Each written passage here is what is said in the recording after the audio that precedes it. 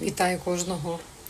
Якщо я хочу бути професіоналом, в якійсь сфері повинна служити професіоналам, фахівців. У цій сфері найважливіша сфера життя людини, в якій повинна розвиватися, але 100%.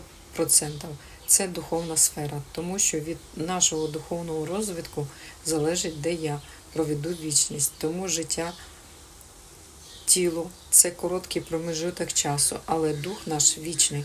Тому, як я проживу це життя, залежатиме, де я проведу вічність – в пеклі або в раю.